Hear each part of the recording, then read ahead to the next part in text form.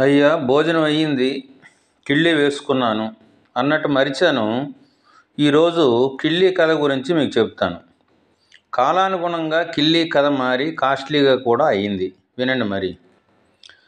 భోజనం తర్వాత అరుగుదల, నోటి పరిమళానికి కిళ్ళి తింటారు.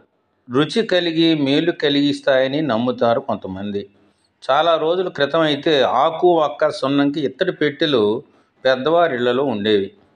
అమ్మగారు అందిస్తే అయ్యగారు కస నవిలేసేవారు. తమలపాకులో విటమిన్ సి, ఏ, కాల్షియం, ఐరన్ వంటివి ఆరోగ్యానికి సహకరించేవి, గుండెకి మేలు చేసేవి ఉన్నాయని చెప్తారు. కానీ హద్దుల్లో ఉండాలి. రుచి బాగుందని ఎక్కువ తిన్నా ఇబ్బందే. అయితే కిళ్ళిలో చాలా రకాలు ఉన్నాయి.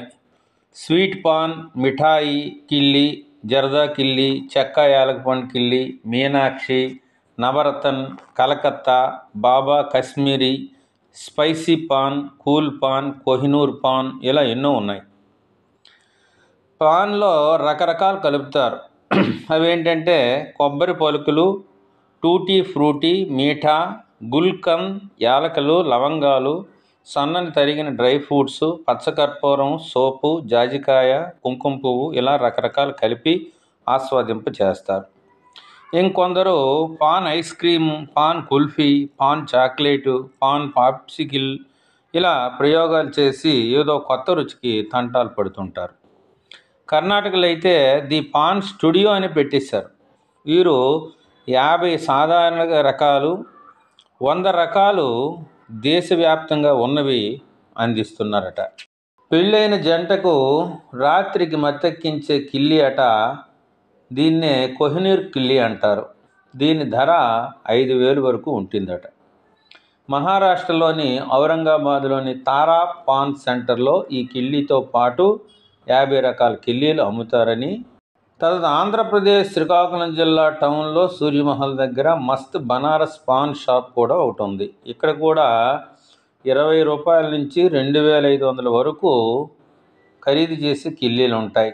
చాక్లెట్ పాన్ అని, మ్యాంగో పాన్ అని, పైనాపిల్ పాన్, కోకోనట్ పాన్, ఇలా 49 రకాల పాన్లు ఉంటాయి.